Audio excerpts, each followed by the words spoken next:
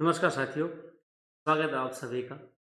उम्मीद और आशा करते हैं आप सभी लोग स्वस्थ होंगे, अच्छे होंगे और अध्यापक भर्ती परीक्षा के अध्ययन में तुम व्यस्त होंगे। कि अभी से ही आप अगर इस एग्ज़ाम की तैयारी में जुट गए हैं तो मैं समझता हूँ आप सबसे आगे हैं। आने वाले एग्ज़ाम में आपकी सफलता तय है। ऐसे अभ्यर्थी जो एग्ज़ाम को देखकर तैयारी शुरू करते हैं, उनमें से केवल 5% लोग ही सफलता पाते हैं, बाकी सभी असफल हो जाते हैं क्योंकि आग लगने पर कुआँ खोदना सार्थक नहीं होता है, बेवकूफ़ी होता है। इसलिए पहले से ही तैयारी शुरू कर दीजिए ताकि आपको उसका बेहतरीन फल मिल सके। साथियों, राजस्थानी भाषा साहित्य जो ग्रेड 3 एग्ज़ाम लेवल 1, लेवल 2 के लिए क्लासेस चल रही हैं, उसका दूसरी क्लास आज अपन इसमें देखेंगे। अपन ने अब तक पढ़ चुके हैं राजस्थानी भाषा साहित्य के सामान्य परिचय को। जिसने क्लास नहीं देखी है, प्लेलिस्ट में जाके देख सकते हैं। आज बात करेंगे राजस्थानी भाषा साहित्य की उत्पत्ति, विकास और शैलियों के संबंध में। ये बहुत महत्वपूर्ण क्लास है। ये क्लासेस सारी अपनी किताब राजस्थानी भाषा व साहित्य के आधार पर चल रही है। अध्यापक भर्ती 2026 की परीक्षा से पहले हमने इस किताब को लॉन्च किया था। इस पार्ट की अभी तक कोई किताब उपलब्ध नहीं थी और इस किताब ने बहुत ही अच्छा शानदार प्रदर्शन किया साथियों। बहुत मैं जेन्युइन बता रहा हूँ कि पिछली बार 47 क्वेश्चन आए लेवल 1, लेवल 2 में, हर एक कवर कर ली इसने। तो ऐसी अच्छी किताब है, उसकी व्याख्यात्मक हम क्लासेस चला रहे हैं। आप कंटिन्यू डेली जुड़े रहें। अपने टेलीग्राम चैनल टीचर गुरु से जुड़ सकते हैं। इस किताब को आप मार्केट से ले सकते हैं। न्यू अपडेटेड वर्जन आ चुका है। ऑनलाइन बुकिंग आप यहाँ से कर सकते हैं साथियों। चलिए, साथ ही साथ अपने एप्लीकेशन टीचर गुरुजी ज़रूर डाउनलोड करें। वहाँ पे अध्यापक भर्ती लेवल प्रथम, लेवल 2 की टेस्ट चल रही है। जो अभी पेपर हुआ था 26 का, जो उसमें प्रश्न थे, पैटर्न था, उसके अकॉर्डिंग न्यू पैटर्न से बनी हुई टेस्ट सीरीज है। 50% ऑफ, 4 बुकलेट फ्री मिलेगी और विगत सभी भर्ती परीक्षाओं में हुबहू क्वेश्चन अटेम्प्ट करने वाली, बहुत अच्छा रिजल्ट देने वाली ये टेस्ट सीरीज है। आप ज़रूर जुड़ें, आपको बहुत फ़ायदा होगा। प्रैक्टिस करते रहिए। इस टेस्ट सीरीज से जुड़कर अपनी एप्लीकेशन टीचर गुरुजी पर उपलब्ध है साथियों। दोस्तों, अपना जो दूसरा टॉपिक है राजस्थानी राजस्थानी भाषा की उत्पत्ति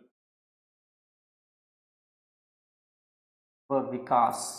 उत्पत्ति व विकास, साथ ही साथ बात करेंगे शैलियों के बारे में। शैलियाँ, ठीक है, महत्वपूर्ण शैलियाँ भी इसके अंदर है, उसके बारे में बात करेंगे। देखिए, इसके अंदर अपने को एकदम पूरी रूपरेखा के अनुसार चलना चाहिए। तो सबसे पहले उत्पत्ति में अगर अपन पढ़ने करें तो क्या पढ़ना चाहिए? वो पढ़ना चाहिए उद्भव। उद्भव के बारे में क्या तथ्य हैं महत्वपूर्ण, जो एग्जाम की दृष्टि से पढ़ना है। ऐसे तो बहुत सारी चीज़ें आती हैं। आप अगर क्लास 12वीं की साहित्य सूचक पढ़ेंगे, 11वीं की साहित्य सूचक पढ़ेंगे और विभिन्न प्रकार की और किताबें हैं जिसमें राजस्थानी साहित्य के इतिहास, है ना, ऐसी खूब सारी किताबें चलती हैं। तो वो आप नहीं पढ़ पाओगे। बहुत सारी हैं चीज़ें, वो अपने एग्जाम की दृष्टि से महत्वपूर्ण नहीं है। जो महत्वपूर्ण है उन सभी का सार हमने अपनी किताब में दे चुके हैं, तो उसी अकॉर्डिंग हम चल रहे हैं। फिर अपन इसके अंदर बात करेंगे कि उत्पत्ति और विकास के साथ कुछ तत्वों के बारे में उल्लेख मिलता है। तत्वों के बारे में कुछ वैज्ञानिकों ने बताया। तत्वों के साथ साथ एक और अपन ले लेंगे छंदों के बारे में, ठीक है। छंदों के बारे में बात करेंगे। तो छंद भी उत्पत्ति के समय के बारे में कुछ उल्लेख मिलता है। छंदों के बारे में भी बात इसके अंदर करेंगे। जब इन चीज़ों को देखते हैं तो अपने को ये भी देखना चाहिए कि एक भाषा के विकास का एक वंश वृक्ष हो जरूर होता है कि वो भाषा कहाँ से किस प्रकार से उत्पन्न हुई, उसके पीछे कौन कौन सी भाषाएं हैं। तो अपन बात करेंगे वंश वृक्ष के बारे में। किसके बारे में? वंश वृक्ष के बारे में, ठीक है। वो भी इसके अंदर देखेंगे।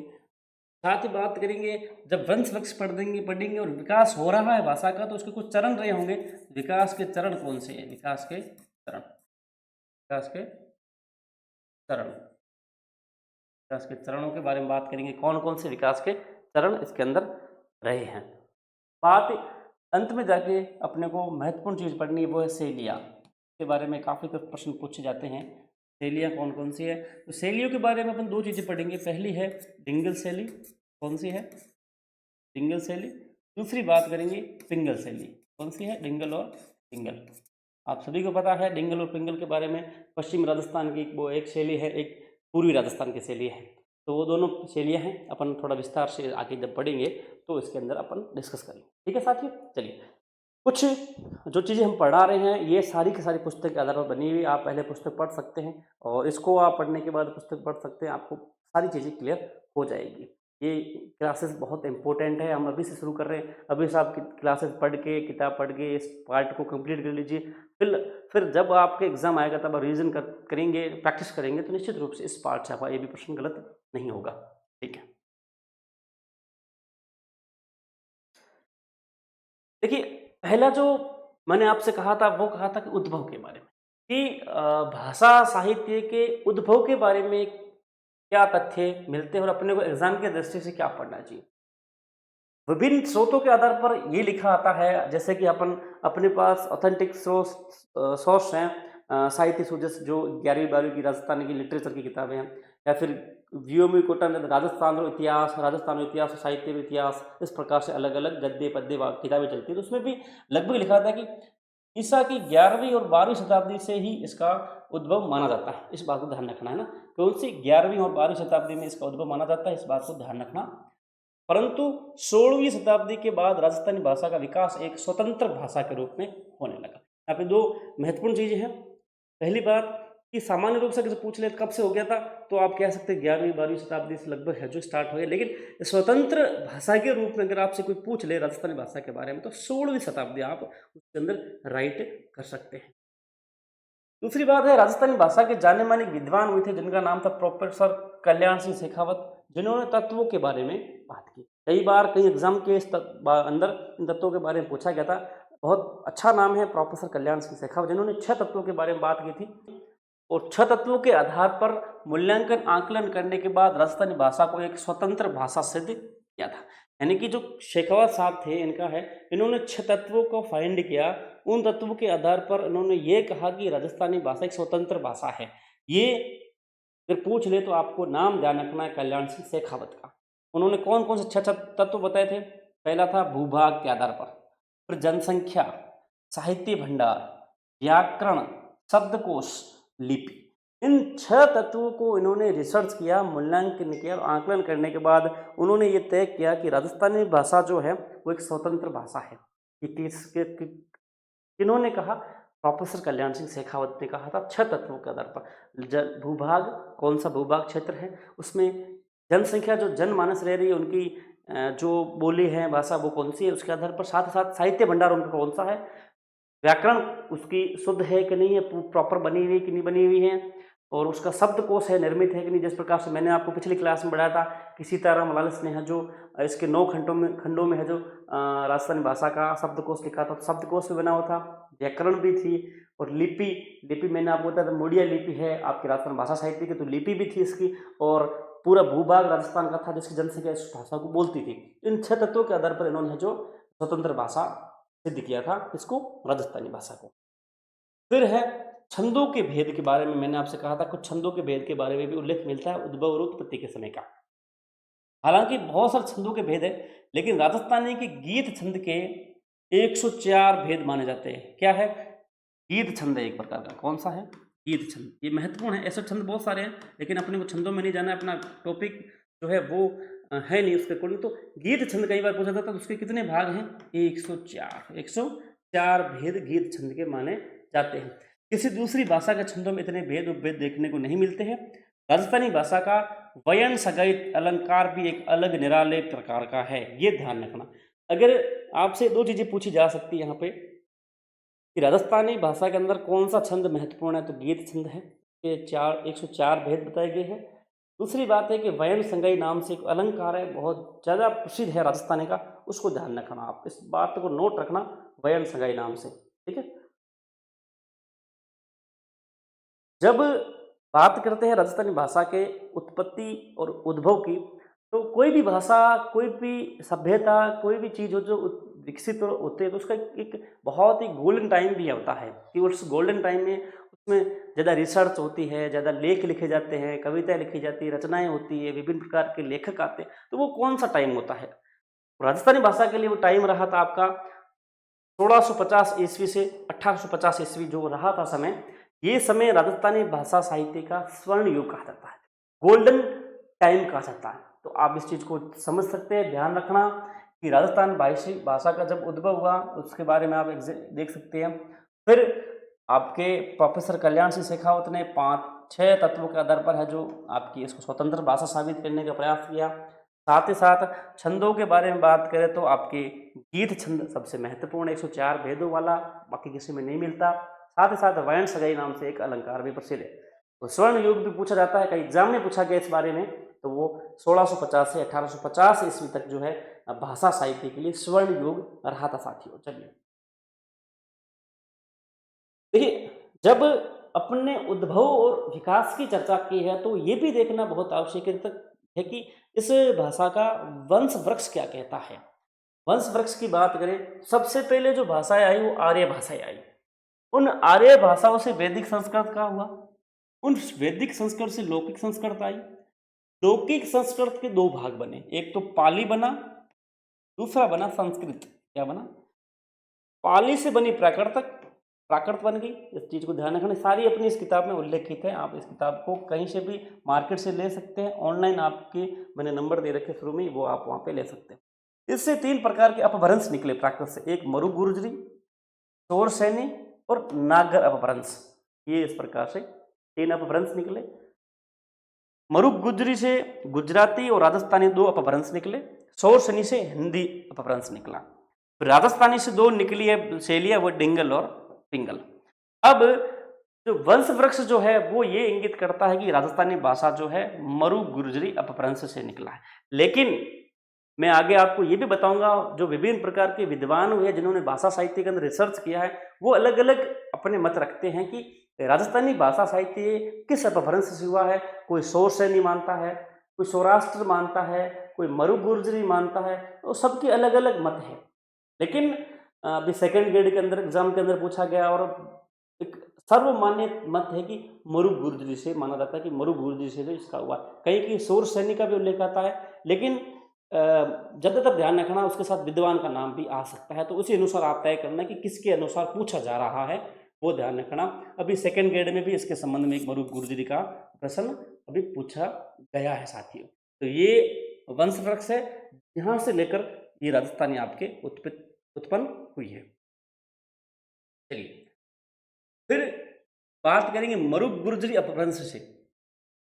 मरु गुर्जरी जो है उससे मारू भाषा राजस्थानी तथा गुर्जरी से गुजराती भाषा का विकास हुआ है। लेकिन ये ध्यान रखना, इसमें दो चीजें हैं। एक आती है शोर सैनी नाम से, कौन सी आती है? शोर सैनी। इस बात में वैज्ञानिकों के अनुसार शोर सैनी से ही राजस्थानी की उत्पत्ति मानी जाती है। किससे? लेकिन मरु गुर्जरी जो है, जो मरु गुर्जरी है, इससे किसका है? मारू भाषा का। सेकंड ग्रेड में इसका ही नाम पूछा गया था, मारू भाषा का, ना मारू भाषा का। तो वो मरु गुर्जरी अपभ्रंश से है, और गुर्जरी से है जो आपके गुजराती का उद्भव हुआ था। अब उद्भव और विकास की बात करेंगे तो विभिन्न विद्वानों ने भी अपने अपने अनुसार से दी, और भाषा साहित्य के एग्जाम में विभिन्न प्रकार के नाम पूछे जाते हैं, है ना। मारवाड़ी है, मारवाड़ी के अंदर चलता है मामला। देखो राजस्थानी तो क्या एक बहुत ही विभिन्न प्रकार की भाषाओं, विभिन्न प्रकार की बोलियों का समूह है। इसमें राजस्थान भर में रहने वाले अलग अलग क्षेत्र के अलग अलग भूभाग की अलग अलग बोलियां हैं। ढूढ़ाड़ी, हाड़ौती, मेवाती, मालवी, शेखावटी, मारवाड़ी, थली, ठटकी, विभिन्न प्रकार के नाम हैं। तो जहाँ जहाँ जैसे जैसे आप जाओगे वैसे वैसे भाषा बदलती है ना। आपकी थोड़ी अलग भाषा होगी, जैसे मैं बाड़मेर से बात कर रहा हूँ तो मैं अलग भाषा थोड़ा बात करूँगा, आपकी थोड़ी समझ में कम आएगी। वो जयपुर से मुझे देख रहा है तो वो अलग थोड़ा बोलेगा। हर एक भाषा के अंदर अलग अलग थोड़ा आपको तुकांत मिलेगा, है ना। तो वो भी आगे आगे मैं आपको समझाता चलूँगा। मैं मारवाड़ी बोलना शुरू कर दूंगा तो आपको लगता है आपको समझ में नहीं आएगी, है ना। तो थोड़ा अपन उस हिसाब से चलते हैं। सबसे पहले एक मत चलता है, वो है सौराष्ट्रीय अपभ्रंश के बारे में। वो सुनीत कुमार चटर्जी का है। नाम ध्यान रखना, पूछा जा सकता है साथियों कि सौराष्ट्रीय अपभ्रंश के बारे में किन्होंने कहा। वो आपकी कहा था सुनीत कुमार चटर्जी। मानते हैं कि राजस्थानी भाषा का जो उद्भव है वो आपके किससे हुआ था? सौराष्ट्रीय अपभ्रंश से। मरु गुर्जरी अपभ्रंश को कौन मानता है? श्री के.एम. मुंशी, एन.वी. द्विवेदिया, मुनि जिन विजय। इनका नाम बहुत ज्यादा विशेष आता है, ध्यान रखना। मुनि जिन विजय के अनुसार राजस्थानी भाषा का उद्भव मरु गुर्जरी से हुआ है। मुनि जिन विजय का ध्यान रखना। फिर डॉक्टर हीरालाल माहेश्वरी, इन सभी के अनुसार ये मानते हैं कि राजस्थानी भाषा का जो उद्भव मरु गुर्जरी अपभ्रंश से हुआ है। एक नागर अपभ्रंश भी आता है जो जॉर्ज अब्राहम ग्रियर्सन, जो मैंने आपको पहले ही पढ़ाया था, पिछली क्लास के अंदर जॉर्ज अब्राहम ग्रियर्सन के बारे में मैंने किताबें शब्द सबसे पहले उन्होंने राजस्थानी शब्द का उपयोग किया था, कब किया था, वो सारी चीज़ें उन्होंने 5 भागों में बाँटते हुए राजस्थानी बोलियाँ बाँटी थी, वो सारी चीज़ें मैंने पिछली क्लास में पढ़ाई थी। तो वही जॉर्ज अब्राहम ग्रियर्सन मानते हैं कि नागर अपभ्रंश से है जो राजस्थानी भाषा का उद्भव हुआ है। फिर एक बहुत महत्वपूर्ण नाम आता है सोर सैनी। इसमें से जो महत्वपूर्ण जो बोलते हैं वो है, एक है मरुक गुर्जरी, दूसरा है सोर सैनी। इनका कई जगह उल्लेख मिलेगा आपको। सोर सैनी उपभ्रंश जो उत्पत्ति मानने वालों में डॉक्टर एल.पी. टेस्टिटोरी। देखो, मैंने आपको 2 महत्वपूर्ण वैज्ञानिक पढ़ाए थे, विद्वान पढ़ाए थे। एक तो टेस्टिटोरी, एक था अब्राहम ग्रियर्सन। उनके 2 अलग-अलग हैं। जो टेस्टिटोरी हैं आपके महाराज गंगा सिंह के काल में हुए थे, उन्होंने है जो चारण साहित्य पे विश्लेषण किया था, संग्रह किया था, तो वो टेस्टिटोरी वो है। फिर रिचर्ड पिसल और डॉक्टर उदय नारायण तिवारी और डॉक्टर नामवर सिंह, ये ऐसे नाम हैं जो लोग मानते हैं कि भाषा साहित्य के अंदर राजस्थानी का जो उद्भव है, उत्पत्ति है, उन आपके शोर सैनी अपभ्रंश से हुआ है। आपको ये चीज़ें ध्यान रखनी है, वैज्ञानिक का नाम लेके पूछ ले, क्योंकि आजकल का पैटर्न बदल चुका है। आप जैसा देख रहे होंगे, कारण कथन के अंदर पूछ लें आपसे कि ऐसा प्रश्न पूछा जाए कि राजस्थानी भाषा की उत्पत्ति शोर सैनी अपभ्रंश से हुई है। फिर नीचे पूछ ले, इस मत का समर्थन करने वाले वैज्ञानिक डॉक्टर एल.पी. टेस्टिटोरी, रिचर्ड पिसल और उदय नारायण है। अब आप क्या कहोगे, बिल्कुल कथन ए सही है और कारण उसका समर्थन कर रहा है, उसकी सत्यता जांच रहा है, तो बिल्कुल सही है। यहाँ पर अगर वैज्ञानिक को नाम चेंज कर दे उसमें, तो फिर आप कहेंगे कि कथन एक तो सही है, लेकिन वो कारण जो है उसकी सही व्याख्या नहीं कर रहा है। तो आपको क्या करना है कि ये चीज़ें सारी पढ़ के चलना है, ठीक है। चलिए आगे देखते हैं। फिर मैंने आपको एक और चीज़ बताई थी कि जो राजस्थान भाषा का उद्भव के मत है, उसके साथ विकास के चरण भी रहे हैं। हर चीज़ के विकास, जिस प्रकार से मनोविज्ञान पढ़ते हैं, मनोविज्ञान में भी मानव विकास के चरण हैं, शैशवावस्था, बाल्यावस्था, किशोरावस्था, है ना। इस प्रकार से हर किसी चीज़ की उद्भव और उत्पत्ति की एक कालक्रम और विकास का चरण होता है साथियों। तो इसमें विकास के चरण क्या रहे हैं? पहली बात मानी जाती है गुज्जरी अपभ्रंश के बारे में लिखी जाती है, जो 11वीं से 13वीं सदी तक चली है मामला, उसका चरण चला है। गुर्जरी अपभ्रंश जो रहा पहला, 11वीं से 13वीं सदी तक चला। प्राचीन राजस्थानी जो थी वो 13वीं से 16वीं सदी चली, जिसको जैन साहित्य भी कहा जाता है। जैन साहित्य का काल पूछ ले आपसे कोई कि जैन साहित्य का कालक्रम कौन सा है, तो 13वीं से 16वीं सदी का रहा है। उसमें प्राचीन राजस्थानी का आपके उद्भव उत्पत्ति होती रही। फिर मध्य राजस्थानी जो 16वीं से 18वीं सदी, जिसको चारण साहित्य भी कहा जाता है। नोट रखना साथियों, टू द पॉइंट चीजें बता रहा हूं आपको, एग्जाम में एज इट आएगी। फिर आधुनिक राजस्थानी 18वीं सदी से लेकर अब तक जो चल रहा है सदी, उस तक जो है आधुनिक राजस्थानी। इस प्रकार से राजस्थानी की 4 कालक्रमों में, कालखंडों में विकास उद्भव हुआ। आपसे कोई भी सन पूछ लिया जाए, कालखंड पूछ लिया जाए, या फिर उसका दूसरा नाम पूछ लिया जाए, तो आप किंचित मात्र भी होना मत साथियों। और अपनी ये सारी क्लासेज अपनी किताब राजस्थानी भाषा साहित्य पे चल रही हैं, मार्केट में उपलब्ध है, आप लाइए, पढ़िए, आपको सारे क्वेश्चन सही हो जाएंगे। साथ ही साथ अपने एप्लीकेशन टीचर गुरुजी पर अभी जाकर अध्यापक भर्ती लेवल, प्रथम लेवल द्वितीय की जो टेस्ट चल रही है, बहुत ही अच्छे लेवल की है। पुराने जो पेपर हुआ था 2026 का, उसके प्रश्नों के अकॉर्डिंग है।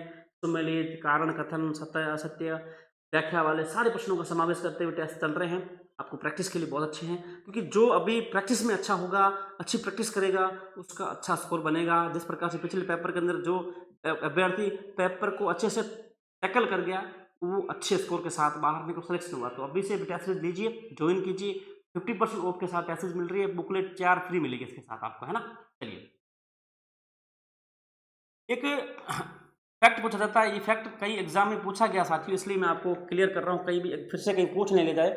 तो राजस्थानी भाषा बोलियों से संबंधित कार्य के लिए जो जाने माने जाते हैं, उसका नाम है doctor Motilal Menaria, George Abraham Grierson और डॉक्टर हीरालाल मैसरी। ये नाम बहुत महत्वपूर्ण है। इन लोगों ने जो राजस्थानी भाषा की जो बोलियां थी, उनके संबंध में बहुत बड़े कार्य किए हैं, रिसर्च किए हैं और आपके संग्रह किए हैं। इन लोगों ने काम इसके बारे में किया है। अब उत्पत्ति पढ़ ली, उद्भव पढ़ लिया, छंद पढ़ लिए, तत्व पढ़ लिए, विकास के चरण पढ़े, वंश वृक्ष पढ़ा। अब जो महत्वपूर्ण है वो है राजस्थानी भाषा साहित्य की जो शैलियाँ कौन कौन सी है। मैंने आपको शुरू के अंदर बताया था 2 शैलियाँ हैं, पहली डिंगल, दूसरी पिंगल। तो वो आपको थोड़ा समझना बहुत आवश्यक। काव्य शैली देखो, राजस्थानी भाषा और संस्कृति में डिंगल काव्य की शैली है। आपको बस फैक्ट ध्यान रखना है साथियों, दोस्त कहीं से भी आ सकती है, डिंगल काव्य की शैली है, ध्यान रखना। डिंगल है जो काव्य की शैली है।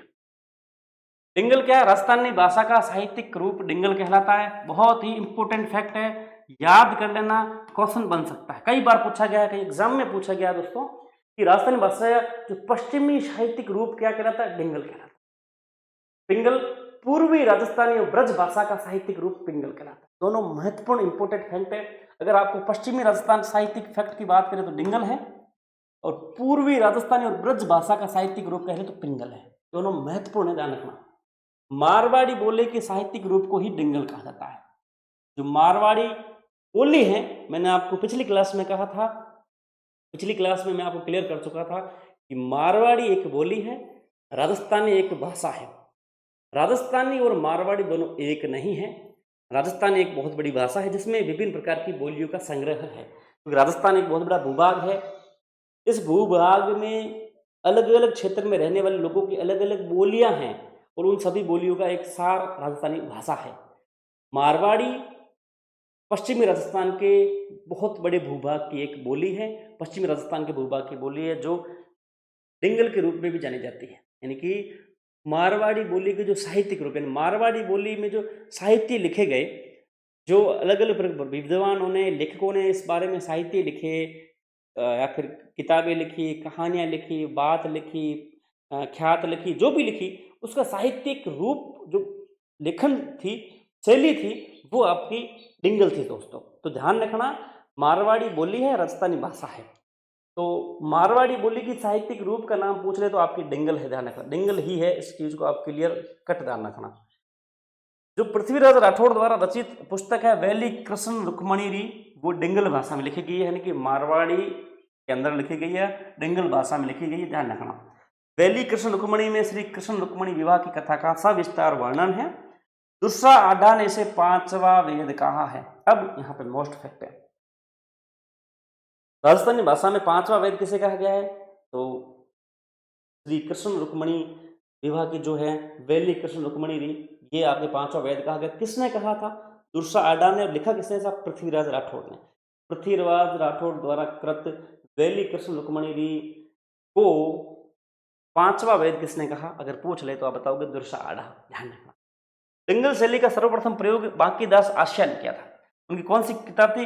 कुकवि बतीसी।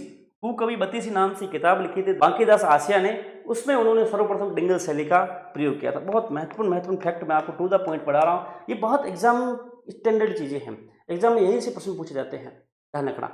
डिंगल शैली का सर्वप्रथम प्रयोग बांकीदास आस्या ने अपनी पुस्तक कुकवि बतीसी में किया था। इस चीज को ध्यान रखना। अगला जो टॉपिक है वो है कि राजस्थानी भाषा की शैलियाँ। शैलियों के बारे में पहले ही बता चुका हूँ, दो शैलियाँ, डिंगल और पिंगल। डिंगल शैली पहली, दूसरी पिंगल। डिंगल क्या थी कि पश्चिमी राजस्थान मारवाड़ का क्षेत्र था, उसमें जो कवि हुए थे उनकी जो साहित्यिक रूप की शैली डिंगल है। पूर्वी राजस्थान ब्रज भाषा के जो साहित्यिक रूप में कवि हुए उनके लिए पिंगल।